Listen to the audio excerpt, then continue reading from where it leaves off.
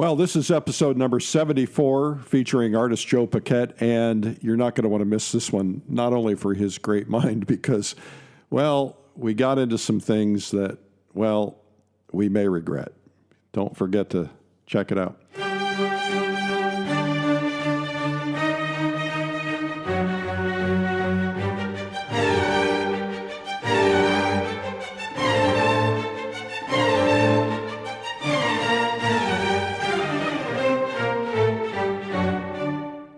Welcome to the PleinAir podcast from PleinAir magazine. I'm your host, Eric Rhodes, publisher and founder of PleinAir magazine. In the PleinAir podcast, we dive into the world of outdoor painting called PleinAir painting.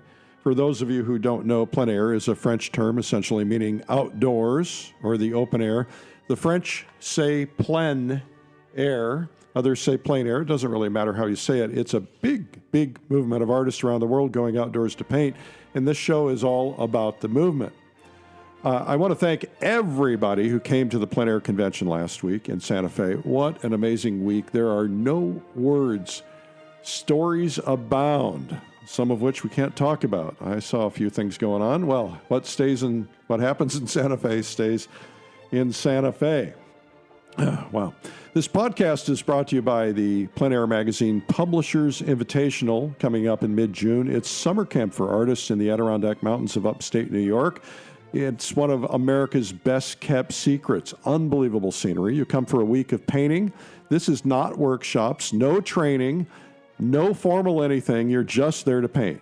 You come and you paint, and after painting for 7 days, you're going to leave with a collection of about 15 or more paintings that you've done throughout the week. You're going to have lots of fun. We sit up at night. We do portraits. We sing. We make music. We have a couple of glasses of wine. We do all kinds of things. And anyway, it's new friends. You're going to have some incredible paintings and meet some incredible painters. You're going to have some great memories. And everybody here is equal, right? You may be painting next to somebody famous. You may be not. It doesn't matter because we're all just equals, and we're all there just to paint and have fun and be together, and so it's a lot of fun. Anyway, it's kind of a roll out of bed, get your breakfast, get your meals provided, paint a couple paintings a day, sometimes more. Sometimes we go out and do nocturnes. We paint sunsets. It's a blast. The Adirondack Mountains are incredible. It's in upstate New York. It's near the Canadian border. Anyway, you can learn more at publishersinvitational.com. It's my desire to see more people fall in love with plein air painting because I think it really changes hearts. You're outdoors, you're among nature. It's all about truth. You're going to hear about truth in a minute. Anyway, you can help by sharing this podcast with your friends on social media or otherwise. And of course, if you want to subscribe or leave a comment, we'd like that. And if you have interview requests or ideas or comments, email me, Eric at pleinairmagazine.com. The interview is also underwritten by Lilidol Art Instruction Video, delivering amazing art instruction workshop videos for 30 years. They kind of invented the category. Check out their amazing lineup of top painters, including brand new videos from Nancy King Mertz doing pastels, and Nancy Tankersley's talking about doing figures, and Michelle Byrne painting with palette knife. It's all at Lilidol Art Instruction Video. That's Lily, L-I-L-I, artvideo.com, lilyartvideo.com. Well, before we get to our interview with Joe Paquet, I should just warn you. Joe and I have known each other for a long time. We've become great friends. We decided to take a little different tact rather than having an official interview. It's just kind of like, let's have a dialogue. Let's have a conversation. Let's let people experience what it might be like when the two of us are sitting back in his studio, just pushing back a martini or two. And so there's some stuff that came out that probably might be a little tough to take. And so just hang in there and understand that they're just opinions. They're not necessarily the right opinions. And the whole idea is designed to make you think. So anyway, enough about that. Let's get right to our time with Joe Paquet. Well, today is a kind of a special occasion because Joe Paquet and I are such friends. We decided that we needed to do this podcast a little differently. So sitting beside me in these beautiful lounge chairs, beautiful leather, rich leather lounge chairs, sitting here in Joe's studio, Joe and I are going to have a couple of martinis and just have a conversation. Joe, cheers. And cheers to you as well, Eric. So tell me about these martinis before we suck them down. They're cold, they're hard shaken, and they're made with love, so they're extraordinarily good. So I'm just going to kind of stretch out and push out my legs and just kind of relax here and kind of slump down in the chair. And so what have you been working on these days? I've been working on large paintings. How large? Both outdoors in the studio, well, up to 36 by 48. And you're painting large ones outside on location? Both, yes, mostly outdoors. Currently, I'm actually working on a piece in the studio from a study that I started a number of years ago on one of my Rusted Roadsides trips with John Cosby, and a large industrial scene, very complex. And so anyway, I love being outside, but being in the studio, I enjoy the tussle of the subjective choice making that goes on to make a painting, rather than a photograph. So that's not easy. It sounds easy, but it's not easy. So when you do a painting, a larger painting from a study, what kind of different choices do you have to make? Are you trying to make it pretty much identical to the study? Are you trying to preserve the freshness, the plein air strokes? What's that all look like to you? No, I don't even think that's truly possible. At least in my experience, it's not possible. Being outdoors, being on location, being able to make those initial marks when you're on fire and you're having a direct relationship with the subject is different than when you take a study and enlarge it. Having a study and enlarging it would be like me going home and explaining to my wife the conversation I had with you on the phone today. That'd be pretty easy. You just say Eric was slurring his words. Well, it's one step removed. Yeah. And so there's good things that come with that. I mean, there have been painters historically who've done amazing things in the studio, like, Edward Hopper or George Inness, and, where they're able to distill a vision. And so what I'm trying to do is do the best I can to keep the freshness of, as George Inness said, the original impulse, to hold the original impulse, but to do the best I can through edit and selection to heighten the visual experience. So you oftentimes, when you go out and you bring the piece back in, you let it sit for a while, and then you look at it, decide you're going to make a bigger piece out of it. Do you oftentimes look at it and say, well, I don't like the lights here, or I need a darker sky, or I need a different composition? Do you go that far, or do you just there's definitely, when I say subjective choice making, certainly there's things that are edited and selected or moved around or enhanced or subdued. But truthfully, what I'm always after first is a truthful impression. That even though it's got subjective choices in it, there's a universality to a truthful and a clarity to a truthful impression.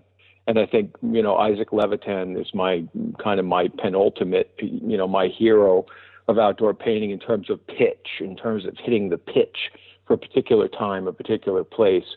And that's just my thing. That's something that I'm particularly intrigued with. What does that mean, hitting the pitch? What it means is there's for every day, every day is so distinct, so completely separate from every other day. And if one can deepen their sensitivity, and that's always been my goal for the last 20-some years since I saw Levitan and Michelangelo's work, was not to come up with a hook, not to no sleight of hand. It's not about being clever or sword play. It's about being truthful to the impression that's in front of you, and that when you witness Michelangelo's work, like I did when I was 20 for the first time and held the study for the Libyan Sibyl, it was in a little frame. I held it in my hands in the print and drawing room at the Metropolitan Museum of Art. That drawing changed my life. When I saw Isaac Levitan's work, it was so subtle and so deep the understanding and the sensitivity to the tonal shifts and things like that. Everything was so beautiful in its humble, truthful expression. Well, I was just at a collector's house 2 or 3 weeks ago, and he showed me the little treasure of his massive collection of 4,000 paintings. And the treasure was a little 8x10-ish Levitan study, which was priceless. It was amazing. Yeah. So let's back up, because I think this truth thing is something we need to talk about, because not very many people talk about that. Everybody kind of talks about, their palette and what colors and, all that stuff, which is important. But let's start out with the real meaning. So how much will you bend the truth? Or are you trying to create a new truth? So I'm out there. No, actually, you asked that. That's a perfectly good question. The answer is simple. There's subjective truth. And what that means is there's enough objective reality in my case, I'm always going for the harmony, the color harmony and the level of saturation or richness of tone versus neutral tones, and all of those things that are rich and deep, but at the same time, you're witnessing it through your own sensibility. So even though it might be an optical truth to you, it's a subjective truth because you're filtering it. All right. So I can still move trees. You can do whatever makes you happy as long as it doesn't get in your way. So how do you know when subjective truth is truth? Is it because it's your truth? No, I think here's the thing. There are certain pieces of music, there are certain pieces of writing that resonate universally. And they resonate universally because they're hitting on a universal, we're all touching a universal place. And I think a subjective truth is simply painting, how would I say this? It's finding the universal in the particular. That's the answer. So can you do that with modern art? Well, that's a separate issue. I think it depends on what, your objective is. And I juried a show many years ago, the Minnesota State Fair, which is the largest state fair in the country. And I had 500 paintings to go through, and I was told to be equal in my thinking. And I said, well, that's absolutely fine, except the objectives of these paintings are different.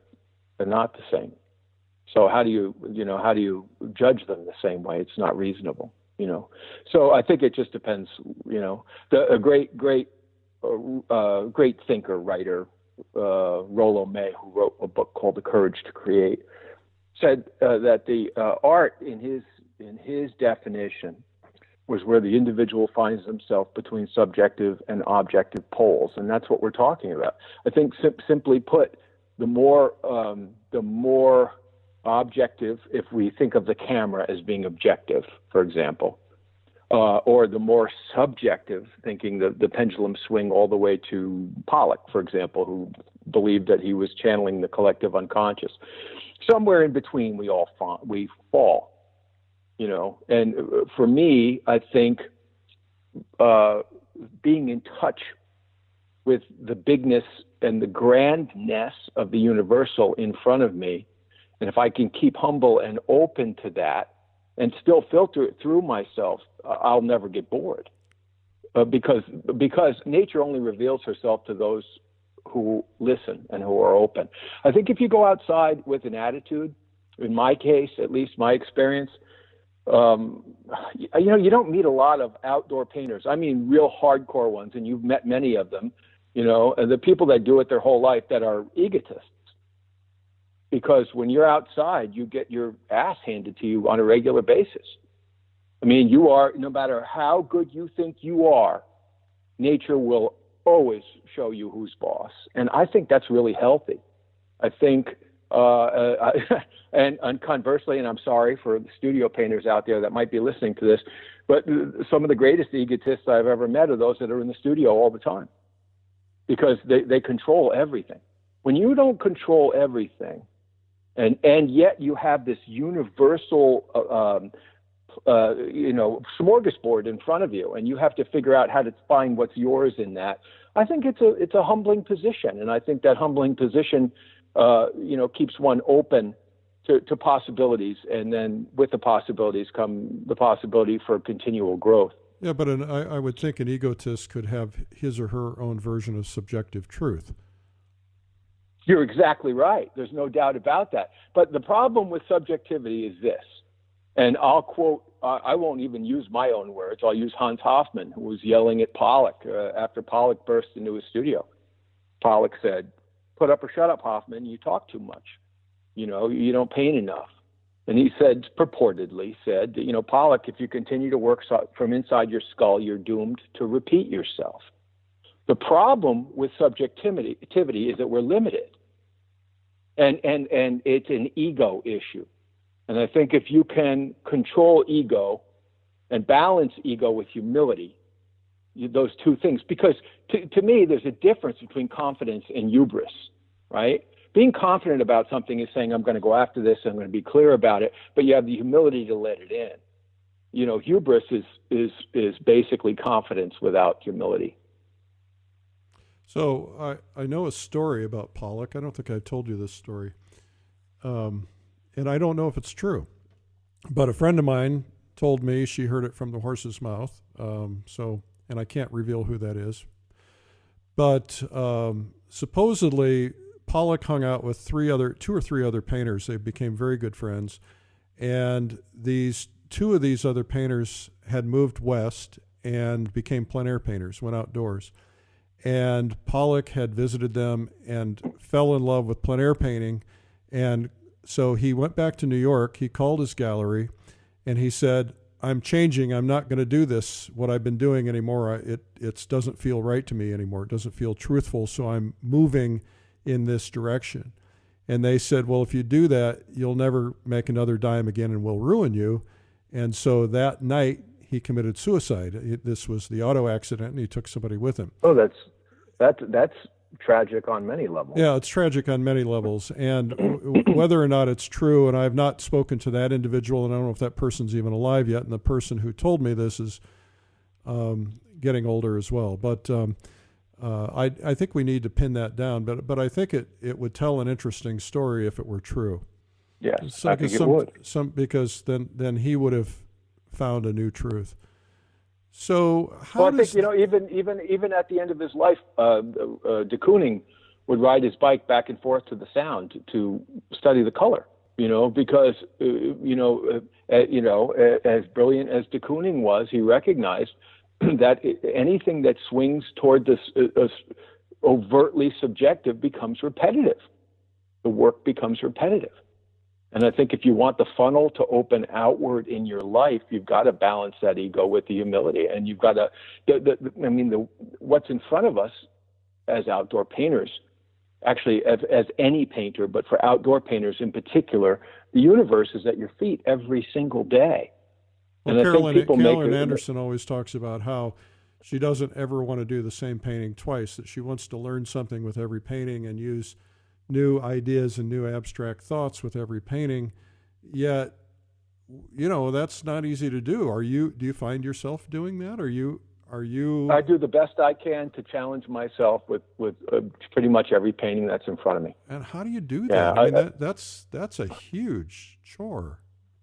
Well, no, I'm dealing with it right now. I'm trying to paint piles of rusted iron in front of giant vats that are filled with iron and acid with steam pouring out of them. I've never painted that before, other than to do the color study. And probably no one will ever paint this painting because, John Cosby and I just happened to drive by this spot, where they were degrading metals and turning it into, rust and pulling certain chemicals out of there for all kinds of reasons. But it was it's a very uncommon kind of beauty. Let's just say that. Well, I want to probe that just a little bit. I've often thought that a great workshop for an artist to teach would be to take their students to just the worst, crummiest, most uninteresting part of town, to an alley somewhere, and say, okay, you can't travel more than 20 feet. Find something and make it beautiful. Make it tell a story. Is that how you feel about these industrial Well, paintings? first, yes, I do, and I'll answer it with two things. The first is this quote that I have written outside my door of my studio from Rainer Maria Rilke from Letters to a Young Poet. He said, "If your environment seems poor, do not blame it. Blame yourself. Tell yourself you are not poet enough to call forth its riches." Wow. And that's something that when I read that, I thought, this is very powerful. Repeat that one more time.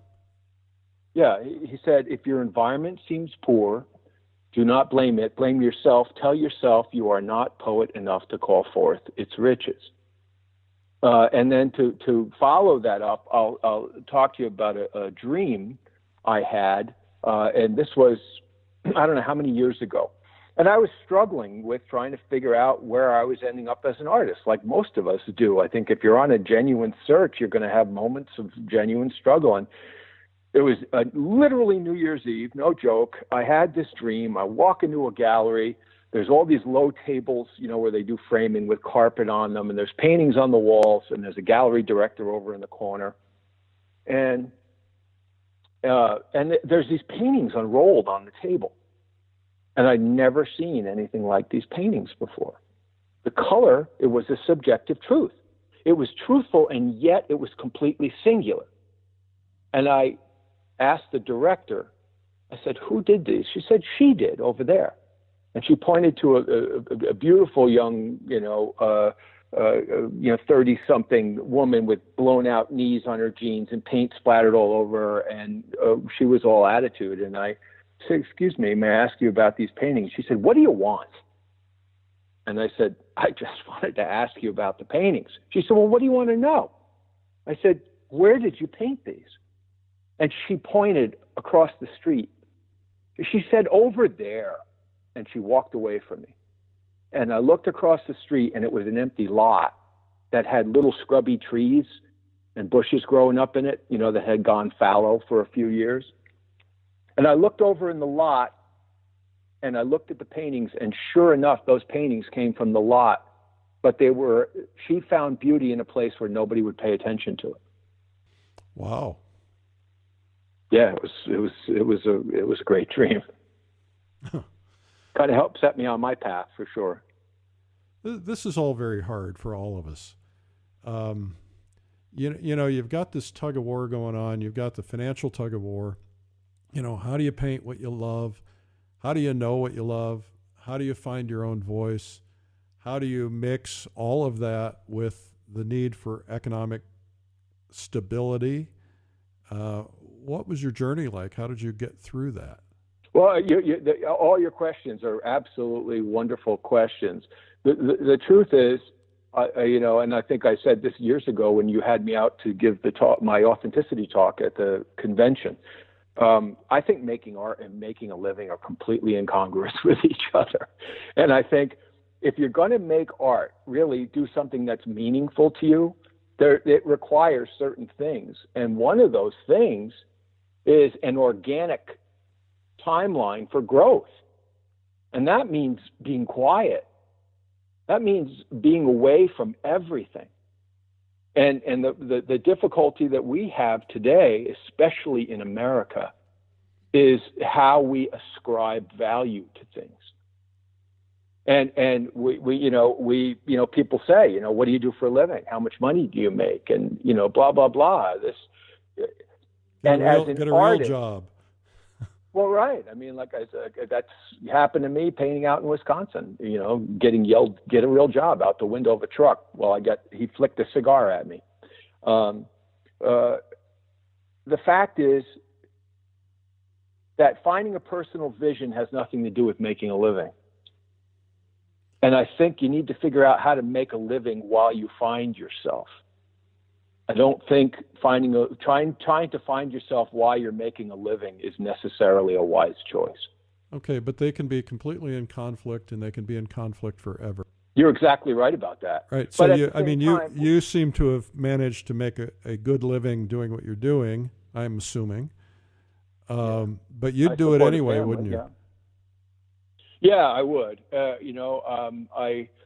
I went through a divorce years ago, started all over again with nothing, and just, you know what? When I met my wife now, Natalie, she said, "I know this is who you are, and it's what you're going to do no matter what. And you need to do this, and I respect that." And that was it. And I was very fortunate in that I loved to teach.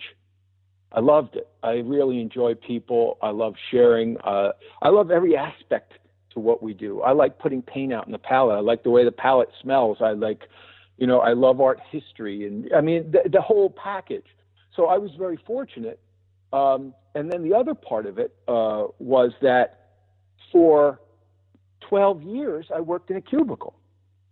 Doing what? In advertising. In advertising and design and illustration, and I worked for the Man, and I freelanced for a number of years and schlepped my portfolio around, and so I mean, whatever I'm sharing with you guys today, at least it's come from a hard-won experience, and that's that.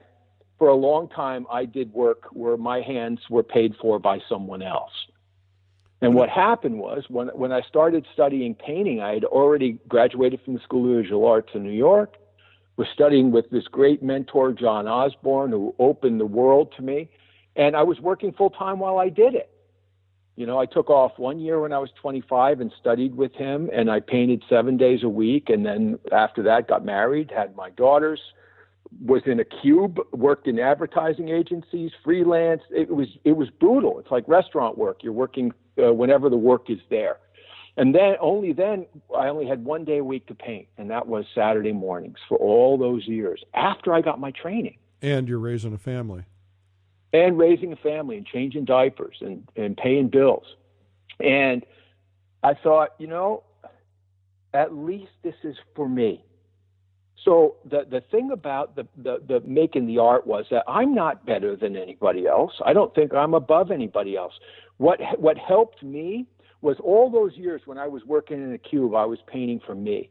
So by the time I started all over again in my life, I couldn't do it any other way. So I had to find galleries or people that would support that. Yeah.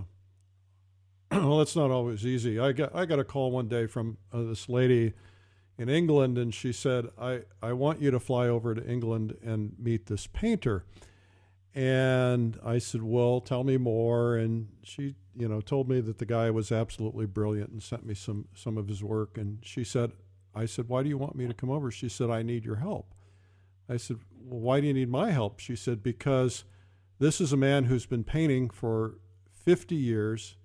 His work is brilliant, and it was absolutely brilliant. And she said, and he won't show his work. He won't show anybody. He is afraid of what the outcome might be. He's afraid that if he shows his work, it'll impact the look of his work. He's afraid that he'll start adjusting his work towards the gallery market needs instead of his own needs, and so he refuses to show it to anybody. And so I went over, and it was all lined up, and then he refused to meet with me. So here's a guy but who's you kind of almost had to expect that, didn't you? Yeah, of course I did. And here's a guy that's got that works for the British Postal Service. I can't say any more than that. He probably is now retired. He's probably 70 years old. He probably has 5,000 incredible paintings sitting in his basement somewhere, and no one's ever seen them. So that's the extreme of painting for yourself and painting to satisfy yourself. And then you've got this other side of that, and that is, you can paint for yourself your whole life and never be able to support yourself and work for the post office. I guess that's okay too, right? Yeah, I just think the thing is, it's all a balance for all of us. But the simple fact is, it's kind of like social media. I'm involved with social media. I get it. I understand a little bit now how all that stuff works. But the problem is, just for example, you put out a painting, any of you out there, you put out a painting and it gets 1,500 likes. And then you put out another painting and it gets 100 likes. Now, how many people out there are going to go, well, that doesn't matter to me? or they're going to start considering other people's judgment. And that's where I think the danger is with all of this, with the galleries, with social media. It's that it's designed by committee. Well, this very thing happened to me last night. I decided to do a painting, a simple little 5x7 painting last night. Is something that moved me at the moment. And I started the painting out, and I thought, I'm doing a great job. I can't wait to show this on social media. And then I thought about that. I stopped myself and I said, what am I thinking? And I said, I'm not going to show this on social media. I made a conscious effort to tell myself not to, because I realized I was painting for social media's accolades instead of painting for myself. Well, yeah, I think it's, when I gave that talk with you guys, and big part of that authenticity talk that I'm giving, and I've been working on the book about it, and it's really been very intense. But it's that external versus internal motivation, and how, very often we think, well, I'm just going to make this one exception. Yeah, but the minute you cross that line, you're over it forever. Well, and it's dangerous. I've made exceptions and made mistakes making exceptions. I mean, like I said, I'm not above any of this stuff. I just recognize that the people the artists of any period, and even whether it's music or it's writing or it's painting or sculpture, there's something universally different when something is written to be said rather than written to be read. And I think if you really are desirous of saying something, you just have to say this thing. You have to get it out, and all your skills are marshaling to say this in the most complete way. Then you're working towards authenticity and originality. Okay, so I think it's wrong for you and I to say what's right and wrong. I mean, this is what's right or wrong for you or I, perhaps. I didn't say it was right or wrong. I didn't say you did. Myself. I didn't say you did, but I just wanted to kind of make that point. I have a buddy who is perfectly elated, who he'll walk into an art gallery and he'll say, what sells in this community? And they'll tell him, and he'll come back a month later with 3 or 4 paintings of exactly what sells. And sure enough, they'll move right off the walls. And to him, he's perfectly elated doing that. He's getting recognition. He's moving something that people want, and he feels valued because of it. That's not... Sure, but that's creating a product. You're creating a product to fill a need. That's not the same thing as making a statement to serve something you need to say. They're separate issues. Well, maybe it's both. I'm not making a determination whether it's right or wrong. I'm telling you that they're just simply different things. Okay. All right. I think if you listen to Van Morrison, you almost anything he writes about, when his heart is in it, he can make music out of anything when it comes out of his soul. Or certain writers have that same ability where the words disappear, and as beautiful as the words are, they're in service of the thing being said. That's very different than creating an object or in many cases, a decorative object in our world. And it doesn't mean decorative is bad, but it is what it is. We're talking about two different things. I think we need another martini. Yeah, I think I do. Cheers. Yeah, here's to you. So let's switch gears. Let's go someplace else, because we could go, I think we could go down that rabbit hole for months. You're the boss. Lead the way. And don't forget it. Talk about hubris. You and I had a night together in Minneapolis. I think it's about a couple years ago now. And we had some really interesting dialogues. One of the dialogues was about this PleinAir experience. There's some discussion about whether this is going in the right direction or not. Can you share your feelings about it? Sure. Actually, I appreciate you asking that. I think a friend of mine once said he was a Buddhist, studying to be a Buddhist monk, and we're talking about this idea of avocation and vocation, and he basically said something to me that struck me. He said, everyone should pursue what they love, but it's not for everyone to professionalize what they love. And I think I think that was a really lovely point. And it's something that stuck with me because the older I get now, and 55 years old, I look at things and you know, to have a real conversation, to read real words, to hear somebody saying something that's substantive, and they're not saying it to get attention or to be heard. Those kind of things are very, it's very rich, and it's you know, it's very rare. So I think that while I love that everybody's out there doing this, that being said, and there's a lot of professionals out there I think would back me up on this. I'm in a profession that is increasingly without professionals.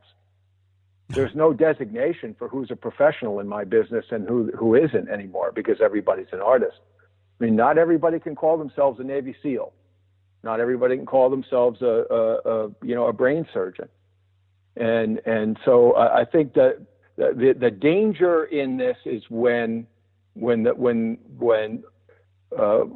people try to professionalize their passion, and in many cases it's a second or third career for people. And again, not a disparagement, but it's just there's so many people doing the same thing. Imagine, I said to a friend of mine who was a surgeon, I said, here's your corollary. Imagine that all of a sudden it became popular for people to decide that they want to be a surgeon. And so all of a sudden everybody's going to be a surgeon. Now I recognize that, you know, no lives are destroyed when we do a bad painting except our own. That there's just something to that. And I just think there's a balance to all of it. Let me just say that. I look at this and I say, if I can share something that others find joy in, as I've been known to call it, you would probably consider it crass to say, you know, plein air painting is the new golf, meaning that it has a lot of positive attributes that are good for people to experience. You know, the brotherhood, the friendships, the social aspect, the challenges, the doing something creative for yourself. And I think that's wonderful that people can actually get out there and find that and get the joy out of painting. And at the same time, we need to be able to scratch the itch for people. If they want to become pros, we need to be able to provide them that opportunity. It ain't easy. I can't argue with any of it. I think that the fact is, though, that the experience that I've had, and I've been teaching this, I'm going into my 22nd year of teaching. Between classes and workshops, I've taught well over 2,000 people. And my demographic that I ended up specializing in is people in midlife and slightly beyond, as I like to say. Yeah. And the fact is, though, that a lot of the time I'll say, guys, you need to take your time with this. I don't have time is the refrain that I hear all the time. And with all due respect, I just think that's a load of crap. I mean, the bottom line is that you can improve continually if you want to. But again, it depends, and I hate the word because it's overused, but it depends on which metric you measure by. Right. Okay. Oh. And people, and I've had people that are able to just do it for the enjoyment of it and want to get better and better and better. And then after they painted for a while, then they get themselves out there and then they're getting noticed. As you know, many of my students have ended up winning awards, with you and been in Outdoor Painter. And I mean, I've trained a lot of good painters. But, that being said, there's also people that are in an extraordinary hurry. I've got people that have been in a class for a year and a half, and next thing you know, I find out they're out teaching. Yeah. There's just no, it's the Wild West. There's just no, and there's nothing you can do about it. And, I just think It's just the way it is right now. There's really not much we can do. I can't tell somebody who's 55 or 60 years old to slow down if they don't want to slow down. All I can do is make a recommendation. The danger of the world that we're in right now, the plein air world, is this. While I have this grand respect for the importance of speed in decision making with painting, somehow it's been this badge of honor where people put something up that they did in 45 minutes or that, and then all of a sudden now it's how quickly can you do something? And to me, while I respect that and I understand the importance of speed and all of that, it's that becomes that perfect hamburger, hot, fast, juicy, and you get it right away kind of thing. And that feels more attainable to people. Well, and I don't you think some of that is caused by the idea of the quick draw at some of these competitions?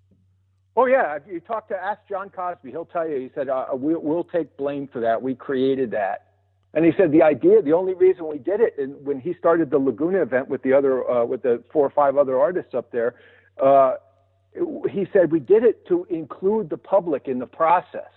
We didn't think it would be turned into what it's become turned into. Yeah. So. Well, it's a lot of pressure, and even somebody at your level, sometimes you're given an hour or 2 hours. You're not going to hit it out of the park every time, and not everybody will. It's an interesting time, and I kind of decided that the only role I can play is to constantly encourage people to get better, and to never say to yourself that you're settled, that you're done. And, I've got a really great buddy who's been painting for 40 years, and I took him out for the first time plein air painting probably 10 years ago, and his work instantly improved. And now all of a sudden he's on fire to get better and better and better and better because he realized that he was stuck. And all I want people to do is to look at their work and say, okay, I got to this level, but now I can get to a higher level. I also know that there are people out there who can actually go into some classes and teach some basic principles that they do know, even though they may not be highly accomplished like yourself. They could at least go to a local YMCA class and probably be better than a lot of people who might be out there teaching. And so, it's kind of for sure. It's kind of a fine line. I mean, we all have to just keep elevating ourselves. I think that's one of the core principles of this discussion. Yeah, I think what you're talking about is the challenge is you're trying to take something that at its best is so incredibly highly refined, that we go to museums and we look at this work and try to make it available for everyone. And I understand and I respect the idea behind that. I just think that when we ascribe monetary value to what we do, it changes the process by which we learn. And there are people that can go, and I call them, the phrase I used in the talk with you years ago was workshop Frankensteins. They've got the head of one artist and the arms of another artist. And what they're doing is they're picking up the mannerisms of the instructor, i.e. the shorthand of the way they paint, and then they string those together and create a painting with other people's mannerisms. And I think that what I'm getting at, and it's not exclusive, and I'm not a snob about this, the fact is that if you want to find your own hand, you need to get skills, and then you need to get yourself in front of nature, and in the process of the study, your hand will develop. Most people just don't want to take the time to do that. And that's a choice. Yeah, so what I hear you saying is don't go to instructors, be self-taught. No, what I say is go to instructors, but pay attention to the principles that they're adopting, not the mannerisms of not their own individual shorthand. Yeah. So years ago, 20, 30 years ago, I went to a photography class with a fellow who's in the Metropolitan Museum of Art. His name is Fred Picker. He studied with Ansel Adams. And I was, every day for 2 weeks, we were working on technique, how to set the light apertures, how to do the compositions, et cetera. And I said, I want to go out and shoot some photographs. I want to go out and create some beautiful paint, some beautiful photographs. And he said, you're not ready for that, kid. He said, you got to get to the point where you can create anything in second nature. You want to get yourself so well trained that you can go out in the field later when you're in the field, when you have all these difficult circumstances, and still compose something beautiful. This isn't about creating the beauty right now. This is about making sure you understand the technique. So the technique will serve you later. Is that kind of what you're saying? Yeah, I think that skills are skills, right? I designed a pyramid of training, I call it, and at that base of that pyramid are all the skills that we need to acquire to be proficient at our craft: drawing, color, value, shape, edges, composition, color as value.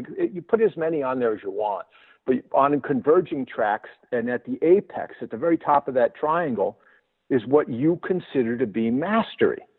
And so I hand that chart out in all my workshops to people, and I say, I want you to chart yourself. You don't have to do it in front of anybody. You can do it at home under the covers with a flashlight, for all I care. I said, but what I want you to do is plot a point between beginner and mastery where you think your drawing is, and where is your color and your value and your color as value, and then connect the dots and see what happens. And what very often happens is you get an EKG, right? You get peaks and valleys. And the difficulty is very often that people don't, after a certain age, people don't want to go back necessarily and do the work to bring up those other skill sets. And that's what I do with my students.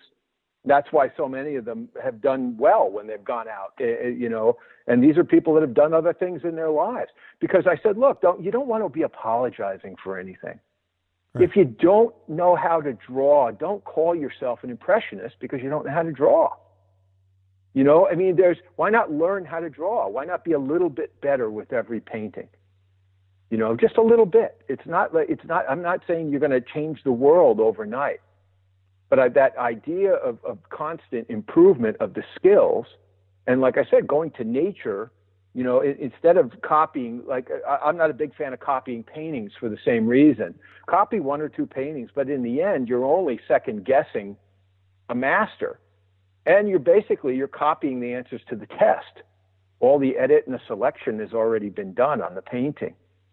I think the key for anybody, if they want to truly find their own voice, then what they need to do is go to nature, get their skills, and constantly apply those skills in front of nature and say, how do I organize these shapes? How do I organize this light effect? How do I organize these colors and these values? And then when you get proficient enough at it, then it gets a little bit more, it's a little easier for people to make subjective choices, unless you're going to do a completely subjective painting. And in that case, you can do whatever you want, and everything I said doesn't mean anything. Yeah. But as a representational painter, I think, it's very important that we balance our skills so that whatever we do have to say, we can say with greater clarity and economy. So the bar is about to close. Any final thoughts? No, I think we talked about a lot, actually. Yeah. No. Well, I wish everybody well with their search. Joe, I want to acknowledge you. I want to tell you that I think that you're doing great work. And I'm not necessarily talking about your paintings, because your paintings really suck. No, just kidding. What I think that you're opening our eyes to ideas that we're not hearing much in the marketplace. Maybe the marketplace isn't the right word, but in the ecosystem, you're making us think. You're putting ideas out there that give us some consideration of some deeper meaning behind what we do, and I really appreciate that. I think that it goes a long way, and it's certainly reflected in your work. Your work, I was a judge of the ARC competition, and I was looking at some work. Now, they never put the names on things, but I looked at some work. I thought, that's got to be Joe's work. And I just marveled staring at some of your paintings, and some of the subject matter that you pick is not necessarily, most of us would drive right by it. And yet you look at that and you see how you really tell a story with those paintings. They're just delightful, and maybe that's not a complimentary word, but they're just really They really speak Thank to you. me. So thank you so much for inspiring us. And tell me briefly, you've got some teaching that you're doing. What are you doing, and when is it? Yeah, I would just encourage people, if they're interested in either paintings or classes or workshops, to sign up for my newsletter, which can be easily done on the homepage of my website. It's a secure server, so if you let's sign up, spell that out, since nobody knows how to spell your name. It's Paquet. So is it joepaquet.com? Yeah, it is correct. Yes. And then if they sign up for the newsletter, then because I usually do a new painting and then kind of write about where that new painting took me, and then classes, workshops. I do online mentoring now and critique. I've had a lot of people, because I teach on the East and West Coast, who said, I wish we could take your regular class, and what's possible. So I finally came up with a solution for that. And so I've been working with people across the country now, depending upon what they want to do, because in the end, I think that I don't think anybody should ever throw in the towel, that everybody is capable of extraordinary. And that's where I like to start. I raise a very high bar. I admit, I've been accused of being, a real hard teacher by some people. But the fact is that I think if we're going to do this, why not really do it? Why not make it spectacular? Well, I've studied with a lot of people, Joe, and I can tell you that the ones who were the most difficult were the ones that cut through the most. Yeah. Mm-hmm. You learn more from them, and sometimes it's not a pleasant experience, but sometimes they have to get your attention. Well, you don't need another grandmother, I think you're fabulous as a person. Let's just get that out of the way ahead of time. But when it comes to painting and drawing, you've got issues. Let's deal with it. Yeah. And that's okay. There's nothing wrong with that. I constantly reappraise my own skills. I mean, everything that I do in the classroom or when I'm working with other people, I apply that exact same stringency, even more cranked down on myself. So, but the results are the results. And if people look online, I did a large painting workshop in New York. I did one in Portland recently. If you look at the results of 6 days of painting, with people trying to learn to organize a big painting, and when people are on it and they're working hard and having a good time, that's the bottom line. If you just want to have fun, then maybe actually playing golf is a better choice. No, it's not. Plein air painting is still better. But I think it's the growth is always on the edge of the uncomfortability, and that's kind of where we start in my classes. Well, one of the things I learned from you is that you won't let it go till it's ready. You won't succumb to the pressure of letting it go, and good enough isn't good enough for you. Well, no, and I think, like I said, the interesting thing is most people that I've found, they want the same thing. That they even adults prefer to be held accountable. Like when people come into my classroom, I run a tight ship. I say, if you're going to be late, please let me know. Be quiet when you come in the door. It's like a dojo. It's like going into it's a sacred space. People come in, they go to work. We laugh. We listen to music. I have fun. I have a great time. I get around a lot, but we work hard. And in the end, to see the light go on for people, to see people have that moment that they did when they do something they never thought they could do, it makes it all worth it. Yeah, it sure does. Well, Joe, thank you so much for your time today. Cheers. And I guess now we can tell the real secret that we're actually not side by side in the room, and that you're actually, tell us where you're sitting. I'm sitting in my car in the snowstorm right now because I have my studio, as lovely as it is, it sits atop a restaurant with swearing chefs, and I've got a punch press next to me at a leatherworks shop. So I thought best to get away from all that to have a quiet conversation with you. So I'm sitting in the cold in my car. Yeah. Well, welcome to Minnesota, guys. Thanks for making the sacrifice, and again, thanks for being on the show.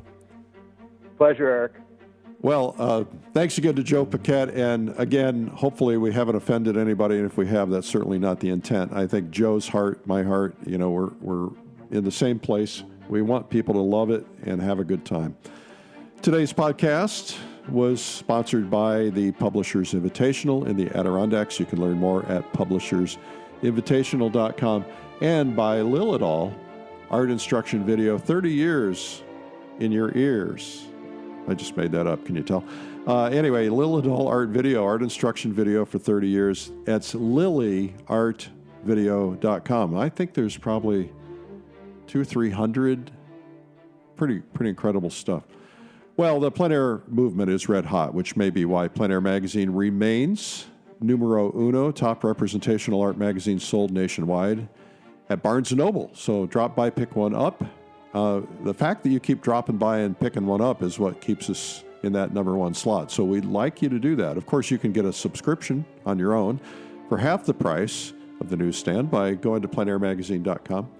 Well, this is always fun. Joe Paquet is a pretty amazing guy, pretty thoughtful guy, great guy. What an incredible painter. Well, let's do this again sometime, like next week. Got some more surprises for you then. We'll see you. I'm Eric Rhodes, publisher and founder of PleinAir magazine. Remember, it's a really big, beautiful world out there, and you need to go paint it. Getting outdoors. Go paint outside. We'll see you. Bye-bye.